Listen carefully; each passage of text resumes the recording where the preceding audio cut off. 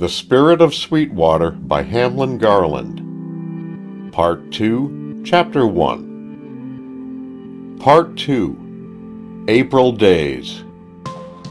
Days of witchery subtly sweet, when every hill and tree finds heart, when winter and spring like lovers meet in the midst of noon and part in the April days.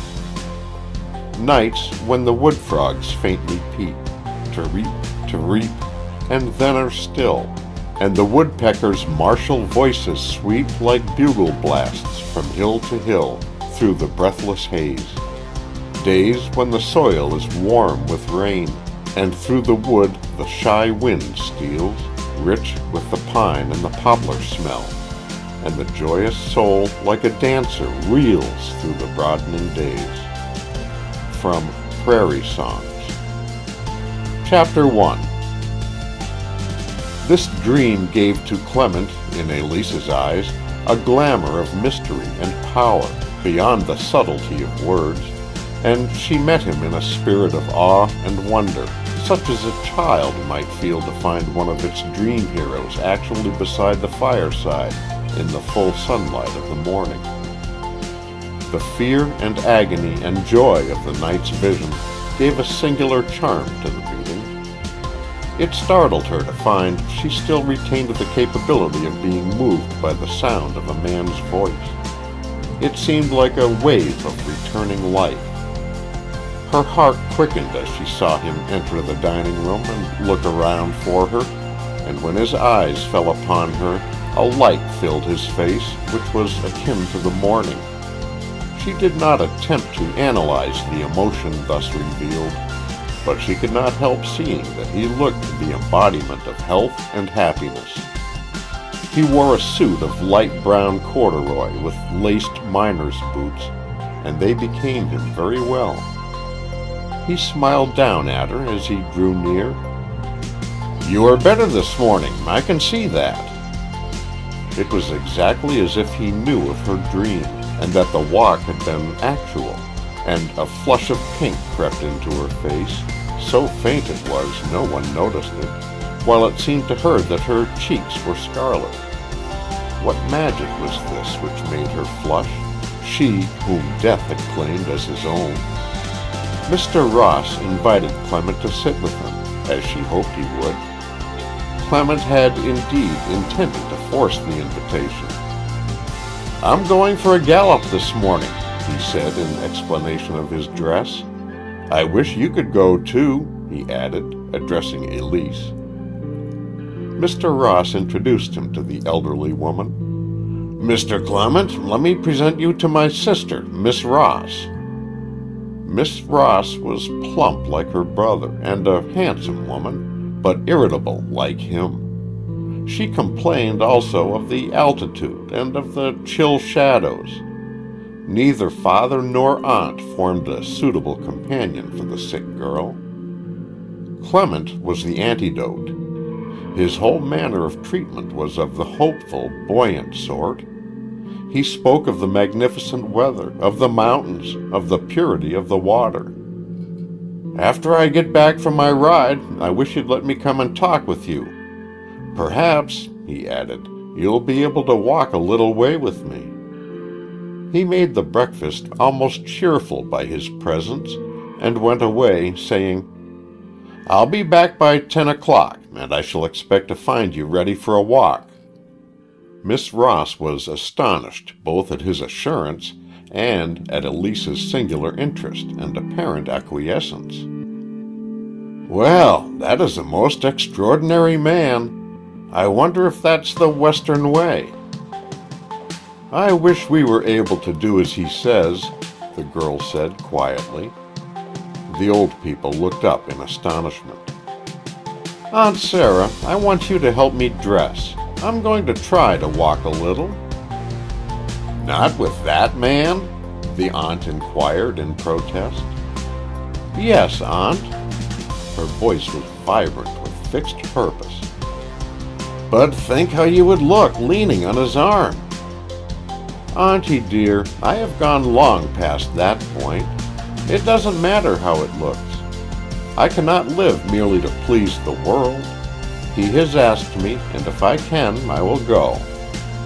Mr. Ross broke in. "Why, of course. What harm can it do? I'd let her lean on the arm of Cherokee Bill if she wanted to." They all smiled at this, and he added, "The trouble has been she didn't want to do anything at all, and now she shall do what she likes."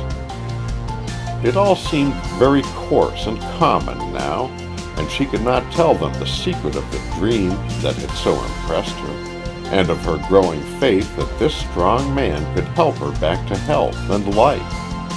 She only smiled in her slow, faint way, and made preparation to go with him who meant so much to her. He met her on the veranda in a handsome Prince Albert suit of gray, with a broad-brimmed gray hat to match. He looked like some of the pictures of Western congressmen she had seen, only more refined and gentle. He wore his coat unbuttoned, and it had the effect of draping his tall, erect frame, and the hat suited well with the large lines of his nose and chin. It seemed to her she had never seen a more striking and picturesque figure. "I'll carry you down the stairs if you'll say the word," he said as they paused a moment at the topmost step. "Oh, no, I can walk if you will give me time." "Time? Time is money. I can't afford it." He stooped and lifted her in his right arm, and before she could protest, he was halfway down the stairway. He laughed at the horrified face of the aunt. He was following impulses now.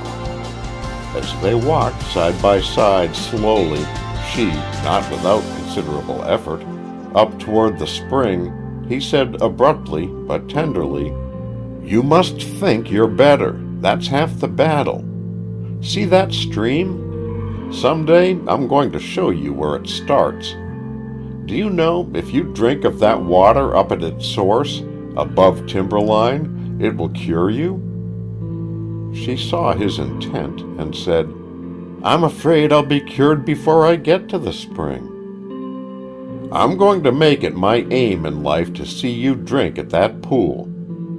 His directness and simplicity stimulated her like some medieval elixir. He made her forget her pain. They did not talk much until they were seated on one of the benches near the fountain. "Sit in the sun," he commanded. "Don't be afraid of the sun. You hear people talk about the sun's rays breeding disease.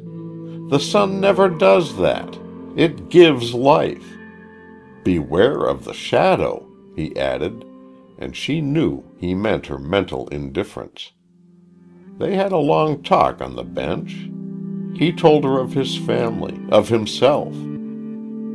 "You see," he said, "Father had only a small business, though he managed to educate me and, later, my brother. But when he died, it had less value, for I couldn't hold the trade he had, and times were harder. I kept brother at college during his last 2 years, and when he came out, I gave the business to him and got out. He was about to marry, and the business wouldn't support us both. I was always inclined to adventure anyway. Gold Creek was in everybody's mouth, so I came here. Oh, that was a wonderful time. The walk across the mountains was like a story to me. I liked the newness of everything in the camp. It was glorious to hear the hammers ringing and see the new pine buildings going up, and the tent and shanties. It was rough here then, but I had little to do with that. I staked out my claim and went to digging. I knew very little about mining, but they were striking it all around me, so I kept on. Besides," here he looked at her in a curiously shy way, "I've always had a superstition that just when things were worst with me, they were soonest to turn the best, so I dug away. My tunnel went into the hill on a slight upraise, and I could do the work alone. You see, I had so little money, I didn't want to waste a cent. But it all went at last for powder and the sharpening of picks, and for assaying, till one morning in August I found myself without money and without food. He paused there, and his face grew dark with remembered despair, and she shuddered. It must be terrible to be without food and money. No one knows what it means till he experiences it. I worked all day without food. It seemed as if I must strike it then. Besides, I took a sort of morbid pleasure in abusing myself, as if I were to blame. I had been living on canned beans and flapjacks and coffee without milk or sugar, and I was weak and sick. But it all had to end. About 4 o'clock, I dropped my pick and staggered out to the light. It was impossible to do anything more. There were tears in her eyes now, for his voice unconsciously took on the anguish of that despair. I sat there, looking out toward the mountains and down on the camp. The blasts were booming from all hills. The men were going home with their dinner pails flashing red in the setting sun's light. It was terrible to think of them going home to supper. It seemed impossible that I should be sitting there starving, and the grass so green, the sunset so beautiful. I can see it all now as it looked then, the old Sagre de Cristo range. It was like a wall of glistening marble that night. Well, I sat there till my hunger gnawed me into action. Then I staggered down the trail. I saw how foolish I had been to go on day after day, hoping until the last cent was gone. I hadn't money enough to pay the extra postage on a letter which was at the office. The clerk gave me the letter and paid the shortage himself. The letter was from my sister, telling me how peaceful and plentiful life was at home, and it made me crazy. She asked me how many nuggets I had found. You can judge how that hurt me. I reeled down the street, for I must eat or die. I knew that. "Oh, how horrible," the girl said softly. There was one eating house at which I always took my supper. It was kept by an Irish woman, a big, hearty woman, whose husband was a prospector, or had been. Biddy Kelly's was famous for its home cooking. I went by the door twice, for I couldn't bring myself to go in and ask for a meal. You don't know how hard that is. It's very queer. If a man has money, he can ask for credit or a meal. But if he is broke, he'll starve first. I could see Biddy waiting on the tables. The smell that came out was the most delicious, yet tantalizing, odor of beef stew. It made me faint with hunger. His voice grew weak and his throat dry as he spoke. When I did enter, Dan looked up and said respectfully, "Good evening, Mr. Clement." And I felt so ashamed of my errand, I turned to run. Everything whirled then, and when I got my bearings again, Dan had me on one arm and Biddy was holding a bowl of soup to my lips. The girl sighed. "Oh, she was good, wasn't she?"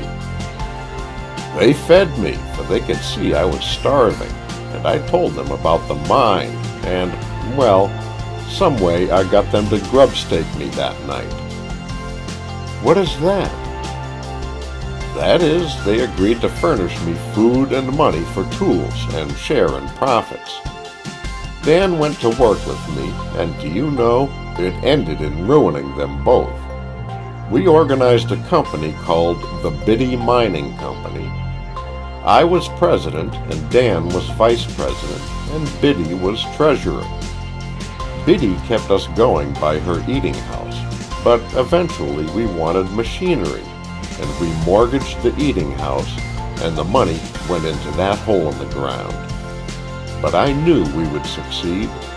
I could hear voices call me, 'Come, come,' Whenever I was alone, I could hear them plainly. His eyes, turned upon her, were full of mystery. I have always felt the stir of life around me in the dark, and there in that mine, after we struck the spring of water, I thought I heard voices all the time in the plash of the water. I suppose it seemed like insanity, for I ruined Dan and Biddy without mercy. I couldn't stop. I was sure if we could only hold out a little while, we would reach it. But we didn't. Biddy had to go to work as a cook, and Dan and I went out to try to borrow some money. I couldn't bear to let in somebody else after all the heat and toil Dan and Biddy and I had endured, but it had to be done.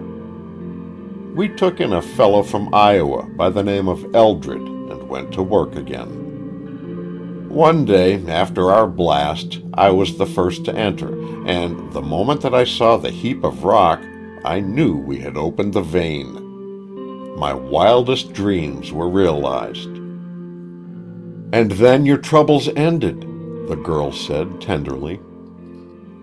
"No, for now a strange thing happened. The assayer tried our ore again and again and found it very rich, but when we shipped to the mills, we got almost no returns. We tried every process, but the gold seemed to slip away from us. Finally, I took a carload and went with it to see what was the matter. I followed it till it came out on the plates. That is where they catch the gold by the use of quicksilver spread on copper plates, and it seemed all right. I scraped some of it up and put it into a small vial to take home with me.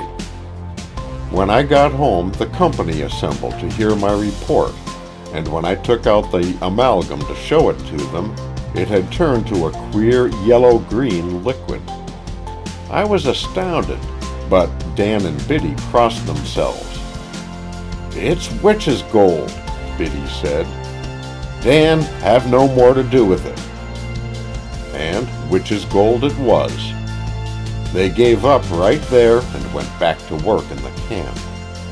Eldred cursed me for getting him into it, and so they left me to fight it out alone. I was like a monomaniac. I never thought of giving up. I begged a little money from my brother and bought in all the stock of the Biddy Mining Company and went to work to solve the mystery of the amalgam. I was a good pupil in chemistry at college, and I put my whole life and brain into that mystery, and I solved it. I found a way to treat it so all the gold was saved. That made me rich. I called the mine the Witch, and it has made me what you see.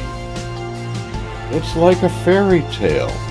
What became of your faithful friends, Dan and Biddy? I made Dan my foreman of the mine, and I built an eating house and hotel for Biddy.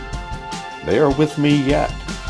Eldred I bought out on the same terms as the rest. He had a sudden sensation of heat in his face as he passed the chasm between the withdrawal of Dan and Biddy from the firm and his solution of the amalgam. He did not care to dwell upon that, because Eldred had sued him to recover his stock, claiming that it was bought in under false pretenses. Neither did he care to enter into the stormy time which followed the sudden leap of the witch from a haunted hole in the ground to a cave of diamonds. He hurried on to the end while she listened in absorbed interest like a child to a wonder story. She sighed in the world-old manner of women and said, "And I have done nothing worth telling. I ruined my health by careless living at school, and here I am, a cucumber of the earth." Some men would have hastened to be complimentary, but Clement remained silent. He was trying to understand her mood that he might meet it in a helpful way. "But if I am permitted to live, I shall be different. I will do something." "First of all, get well," he said, and his words had the force of a command. "Give me your hand." She complied, and he took it in a firm clasp. "Now, I want you to promise me you'll turn your mind from darkness to the light, from the canyons to the peaks, that you will determine to live. Do you promise?" "I promise." "Very well. I shall see that you keep that promise." End of Part 2, Chapter 1.